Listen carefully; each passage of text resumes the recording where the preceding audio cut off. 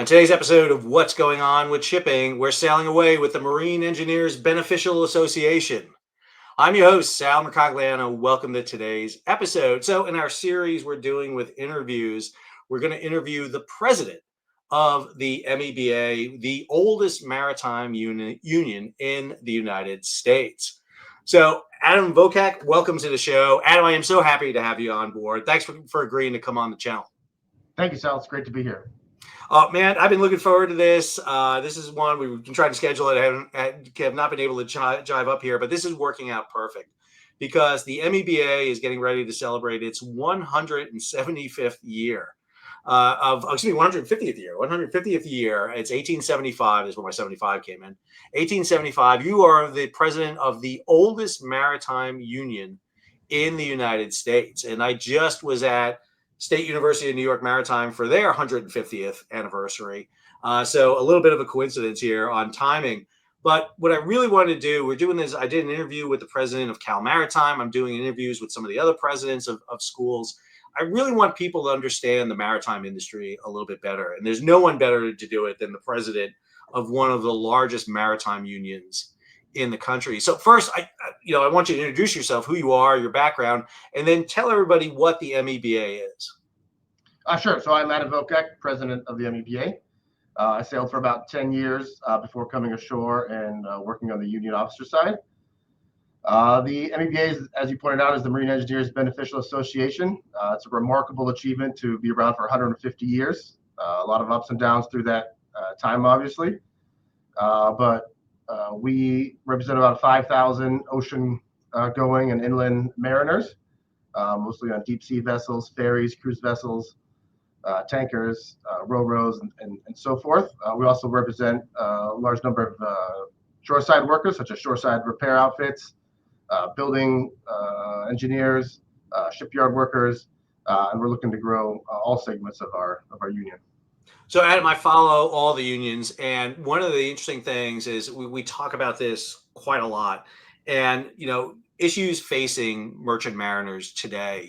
We had a lot of challenges that the merchant marine faced. COVID was probably the most recent one, and the issues afterwards. You are dealing with recruiting, retaining merchant mariners, and everyone I talk to in the maritime workforce has problems with getting a workforce.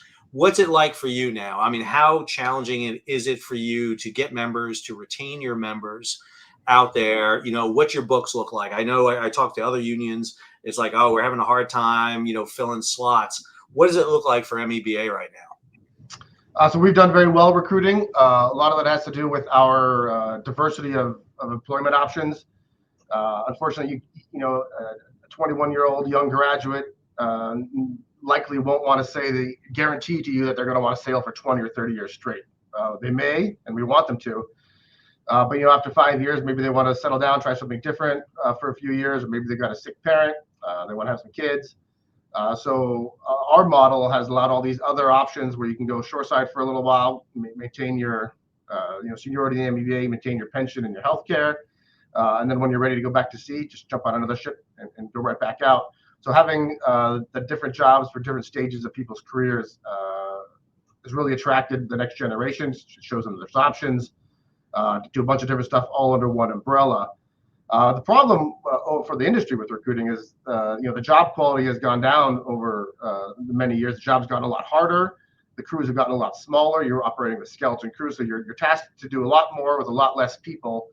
And then to add on to that, there's the adventure of going to sea is not what it used to be. Sure, the ship itself is still an adventure. There's still crises out in the middle of the water. You got to save your own hides. But the shoreside aspect, the see the world and the seven seas, that part's a lot less beneficial than it was. And so it's a challenge to recruit the next generation who wants to go to sea, work really hard, be gone half the year. For that, you got to pay a premium over working a shoreside job, and that's my job and the job of the other maritime leaders is to get that done. I think it's a big hurdle, and it really is. And I agree with you. When I started sailing, in the 90s, it was a lot different. It was, you did get a chance to see some things. And now, I mean, being in port is a detriment to the ship. They want to get in, get out as quick as they can. They make their money moving the ship from point A to point B. They really don't make it sitting in port. anymore. But I do think your enticement there is really good because you can get graduates from the maritime schools and a variety of other places out there, and within a very short period of time, earn good money. We're talking about upper high five, up to lower six-figure salary. Get rid of debt, student debt, within a very short period of time. So I do think there are potentials out there in this industry that are very unique. And again, like you said, you have to recruit a little bit differently than you did in the past. You and I were very familiar with the people who's like, I'm going to do a job at sea for the rest of my life, and that's the career I want. And now it's a lot different. There are a lot of good aspects of the sea. I want to double down on what you said. The ability to make a lot of money in a short time is fantastic, and you're the steward of your own destiny. If you want to sail 9 months out of the year, great. If you want to sail 3 months out of the year and go to Tibet, great. So that aspect brings a lot of value. Also, the job itself, I really enjoyed it when I was out there. There's for the engineering department, there's 4 engineering officers. Something breaks, one of you has to be able to fix it, or you just keep trying until you do. So that self-reliance, rather than just being one cog in a giant company where if you're gone the next day, it doesn't change anything. So that importance of self-reliance was a draw for me, and it kept me at sea for a long time. It does, and I think that's a really big thing. I was a deck officer side, and so, but I did like it. You always felt like you were accomplishing something. There was that element of accomplishment every time you come into a port, you move cargo, you do something, you were getting something done. And like you said, some of the best things is when things went awry and you had to come up with some really novel ways of fixing things and getting it done. Sometimes you're it. It's you and the 25 people on the ship, and that's all you have, and you've got to get it done. And so. It does put you in some unique environments, and I think that's a real selling point of it. I have to say, maritime unions have been in the news recently. Obviously, of course, we had the the ILA on the east and west coast had a strike. But what was really interesting, I would argue, about that is I talked to a lot of people regarding that strike. And one of the things that came out after that strike is like, wow, that union got what they wanted for their people. It's like they were able to get a 62% pay raise. They were able to get a lot of things that maybe a lot of us were jealous of. And listen, I'm a teacher. I'd love to get a 62% pay raise. I was looking at that like that looks pretty good. And we're looking at companies like Amazon and Starbucks dealing with unionization. Unions have been a bedrock of shipping for a long time. I mean, it's one of those foundational elements. And as well as I do, sometimes unions, you mentioned unions, you can get some very interesting responses. But in your perspective, why are unions so important when it comes to the area of shipping, and especially what you do representing engineers in the maritime sector? I can answer that in one word. That would be the dolly. Mariners operate in this shadow environment where nobody really even knows we exist. We're out on the water. The goods just show up at your door. But the vessel that took down the Key Bridge, it was operating in a highly illegal manner. The systems weren't configured right. Those workers were not able to, protest to the company and say, "Hey, we're not going to take this ship out. It's unsafe. We need some more parts." They were basically forced to operate it in that jury-rigged fashion, and unfortunately, they ended up killing 6 people, taking down a multi-billion-dollar bridge, and the traffic in Baltimore is horrible. All for the company to save a few dollars. So the union protections, where hey, if something's not right, you can stop and get it right, is very important for maritime. Just kind of the environment we work in, we're so out of sight. You need power in solidarity. I think that's such a great point, Adam, because Dolly's sister ship was just broken down in the Pacific for I think it was like 21 days drifting around. And you see that I've done multiple episodes on the Dolly. I've looked at the NTSB report, and you look at what those engineers did, and it really boggled the imagination there in some ways. I'm very fortunate. I know many of your engineers, and when events happen, I can call a batch of engineers so when something like Dolly happens, and we had these conversations about what could have happened, and then reading the NTSB report, and they're just in awe. I mean, shock of what they read. It's like it's like I don't know how this was even possible that this could have happened, and that's something we talk about. Why American mariners are a lot different than what you see hired by Synergy under a Singapore flag with an Indian crew at the time. Definitely operate at a much different level. And, I think that's something that we are forgetting. Now, we're seeing kind of a resurgence in U.S. maritime right now. There's a lot of attention being focused on it. You mentioned Dolly in Baltimore was a big one. Ever Given getting stuck in the Suez, the supply chain crisis, Ever Forward coming out of Baltimore, going aground. I mean, there's just been a series of incidences that have been really driving the issue of the maritime sector. And we're starting to see some maritime reform come out. We've seen this brand new Ships Act being proposed, a kind of bipartisan support. You got Republicans and Democrats putting this out. I'm kind of interested in what you think is the potential here for the maritime industry going forward. If you want to comment on the Ships Act specifically, that's great. But what do you see kind of going forward here when it comes to initiatives for the maritime industry? Sure. So we applaud Senator Kelly and his foresight and leadership and recognition that U.S. maritime is important. The one good thing about all of this, I think, is the country has realized that we need a merchant marine, whether it was the COVID supply shortages, whether it's the China threat. So I think we've hit the bottom, which is great. That means the industry can only go up. It's a very ambitious act, the Ships Act. Does great things with cargo preference, great things with tax reform, good shipbuilding incentives. So it's a large package for a large problem. Not everything can be solved with one piece of legislation, so we have to stay at it, but we're very optimistic about it. And the M.E.B.A itself wants to drive to build the industry up as well. And the problem with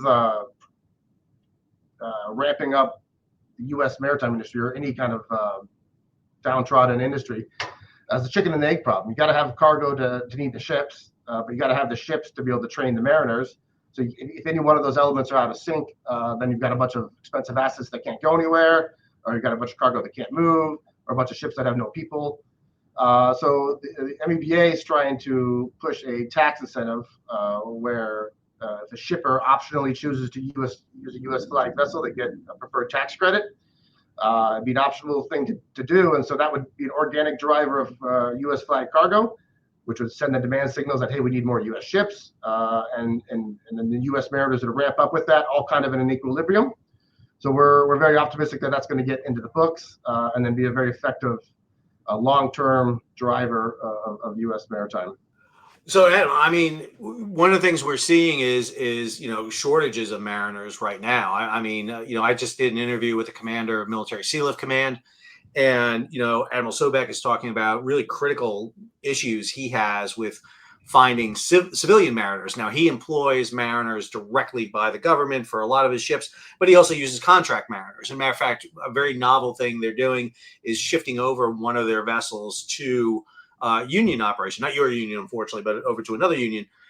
If you got that call tomorrow, if you got a call like, hey, Adam, I need to crew up X amount of ships, what do you feel like M.E.B.A could do? Can M.E.B.A be able to answer that call? I know right now, I mean, I follow you guys and I know the boards. I know you've got crew members, on ships everywhere. And matter of fact, you're filling your jobs. That's one of your problems is there's not a lot of open slots because you're filling the jobs. But if you got that call, could you tap into, Kings Point, the 6 state maritime academies, other mariners who maybe are out there? What's your perspective on that? Yes, our union definitely has the capacity for growth. We can take more ships. We'd like more ships. Anybody out there listening has ships. We can move them for you. We're rapidly expanding our shoreside outfit just to be able to continue to grow and continue to attract more people. So there's no shortage at the M.E.B.A. We've got engineers, we've got tech officers, and it really comes down to the differential in the shoreside employment. Unfortunately, nobody in U.S. maritime is making the carriers aren't making a ton of money, so it's difficult for them to pay the rates needed to attract the mariners that they need. So you need to work on these quality of life issues that I mentioned about this. Having a holistic approach to having other opportunities sprinkled into your sailing career. The quality of life on board, food, internet is very important. We have some companies, but nobody ever leaves. They may not be the highest paying, but they're treated so well. They have such respect for the job and pride that they love working there. And then we have other companies that pay a lot of money, but they may not treat their people as well, and they have some problems. So money always wins, but when the money's not there, then you got to find other avenues to make the jobs better. Just saw a story today. Howard Lutnick, the new Secretary of Commerce, came out and talked about, imposing taxes on foreign ships coming into the U.S. We're talking about cargo ships, talking about containers, tankers, and even cruise ships coming in. If they're not U.S. vessels, then they're going to get this tax. And so, in many ways, I think we're starting to see what you're talking about there, that kind of initiative to really get on American flag ships. And I think it may be interesting to watch. I mean, we may see some companies decide to flag some ships into the U.S. registry, something we haven't seen in a long time. That will, of course, require the unions to be able to respond to that. I saw a very novel proposal out there for some of the cruise lines, maybe to try to get some licensed officers, U.S. officers, on board to get out from some of these issues. I mean, again, we're talking about this really potential here for growth in an industry, and I think one of the things that we want to see is that U.S. maritime industry develop even further, get some good, solid jobs for the merchant mariners coming out of the schools. The other element that's really important right now, and we've known this a lot in the maritime industry, is the changing technology, especially in engine side. I mean, we're talking about green fuel. We're talking about every type of propulsion plant in the world, ammonia. We're talking about LNG. We're talking about hybrid. We're talking about methanol. How's M.E.B.A prepared for training the engineers? I mean, obviously, you get your engineers, most of them from a lot of the state maritime schools in Kings Point. But as new propulsion comes in and new further education, can you talk a little bit about what M.E.B.A does to keep their engineers trained and really adapt for these new programs as they start coming online? Sure. So our union has the Calhoun Marine Engineering School down in Easton, Maryland, shore of Maryland. It's a continuing education type program for our deck officers and our engineers. None of the kids are coming out of the maritime schools with the LNG certification. We've got a couple companies that operate LNG vessels right now. So all the people working on those vessels went through our training program where we teach the basic and advanced LNG certs. We've got a simulator so they can take care of some of the bunkering checkoffs that you need to do to get the upgrades in your books. So we have this continuing education school where we teach all the Coast Guard required courses, but we also just teach general education. Our two biggest courses probably right now are the LNG as a fuel. Everybody wants to get in on that because that's the coming wave. Another one that's really popular right now is electrical troubleshooting. The ships are getting more and more automated. The LNG vessels are very automated. So you need a better and better electrical skills to be able to fix the ships of today, and especially the ships of tomorrow. So our engineers have the option on their vacation to go travel to our school, get training paid for by the employers, top notch, and whether they want to learn container refrigeration, they want to become a better welder, it's all there at the school, and it's in a nice setting. I think that's such a huge element right now, is that ability to keep the continuing education and going. And, I'm glad you got a chance to talk about Calhoun School, because I think it's such a great treasure you all have. I was wondering if you could talk about one of the successes you had recently. So, I follow the union really closely, and I was following along when you all were doing the negotiations with Staten Island in the city of New York. I thought that was a really interesting story. Roland Rexa, who works for you, was the key negotiator there for the union out there. I was wondering if you could talk a little bit about it, because again, we tend to focus on these big, offshore shipping all the time, but M.E.B.A started on the Great Lakes. In many ways, it's really essential along the coastwise of the United States, and the role you guys played in Staten Island, I thought, was so crucial for those crews, because the story behind how they were being treated was really bad. It was just, I was very happy you guys were able to get in there and negotiate what you were able to do for them. Sure. So we're on many ferry systems. The country's largest, Washington State Ferries, Alaska Marine Highway, Staten Island Ferries, Cape May Lewes Ferries, and many more. The Staten Island story is an incredible story. There's probably going to be a book written about it someday. Those mariners were out of contract for 13 years. The city was offering them paltry 0s and 1% raise, and they refused the money. They said, no, it's not good enough. For 13 years, the unit stayed tight. No one broke from the ranks, and they kept refusing until they got the respect they deserved. It took a lot of legal action in the New York City laws, prevailing wage laws, but we ended up getting them compared to the U.S. flag Maersk vessels that travel the same waters as the Staten Island ferries and require the same certifications as the Staten Island ferry. So there's no reason that the two shouldn't get paid similar amounts. The judge agreed, and an incredible win for those mariners. I don't have the numbers in front of me, but the huge pay increase, long overdue, and millions and millions of dollars in back pay for the 13 years that they were out of contract. I think you're right. It's an amazing story, and it does deserve a book because it is a great story because you have a tragedy in there where the crews were being worked ridiculous hours, and you actually had a loss of life with an accident involved. And a lot of people want to make an issue about the back pay, and now all of a sudden you have millionaires, but in truth, they were getting paid such a paltry sum. It was ridiculous for living in New York and what they're getting paid. But again, I think that's one of the things you want from a union. You really want that union to advocate for you and to bring it together. And that's why I wanted to talk about that story, because I think it's such a great story for success. It's not like you guys were asking for anything well and beyond what it should have been being paid. It's just to get fair and equal of what is deserved. And I think it's really important for the people who ride the Staten Island ferry every day to have that kind of protection involved. They want to know that the crews are being rotated, that they're being treated right. Because they're taking for their lives. We take for granted shipping all the time. It's in the background every day.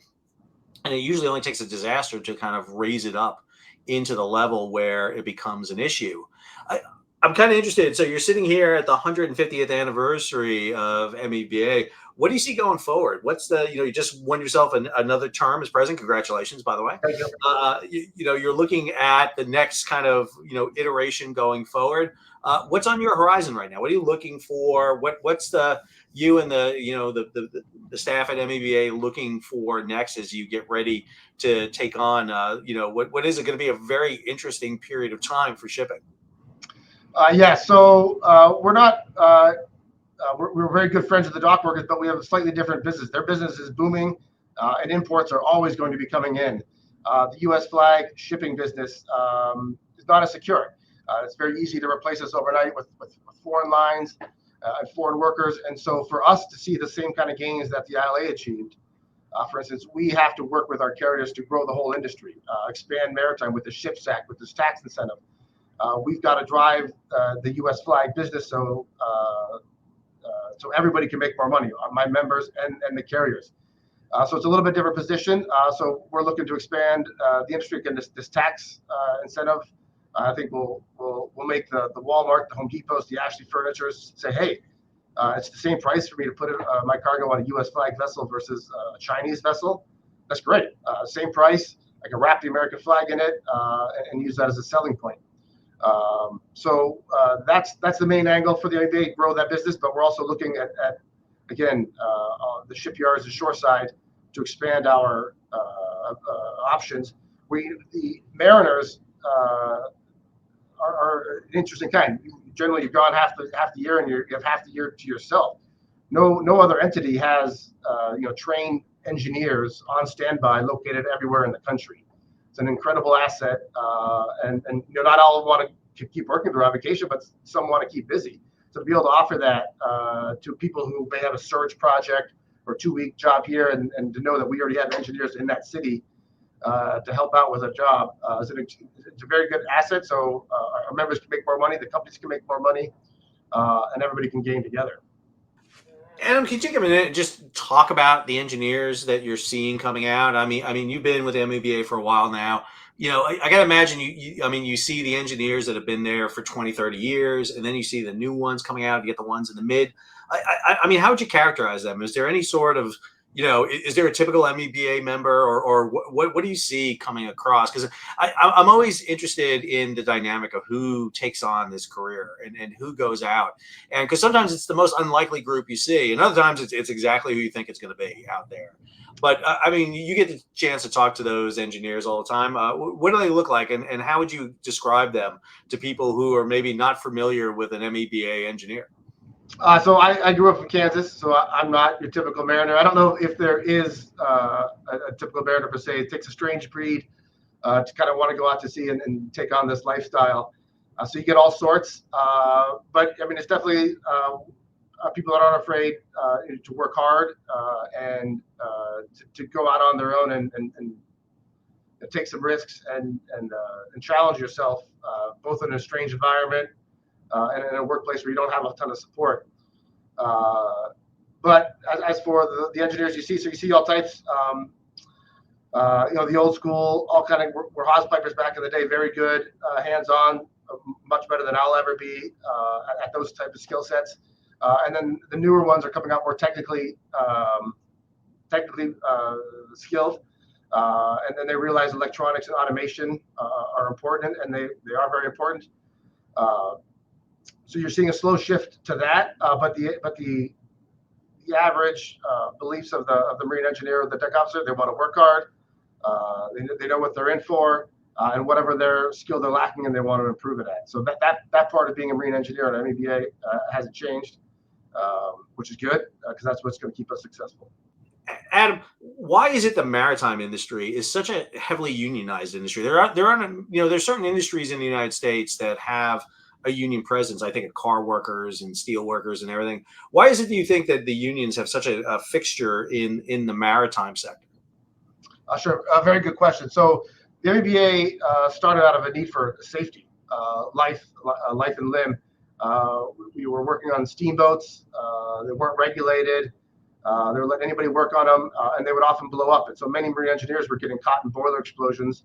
And so they banded together and said, hey, we need two things. We need licensing and certification so that we know that the field working on devices, the marine engineers are qualified to do so. And we need standards on the equipment itself so they don't install equipment that's going to blow up. So that's how the M.E.B.A formed. Now we're largely focused more on wages, benefits, quality of life, but safety is still.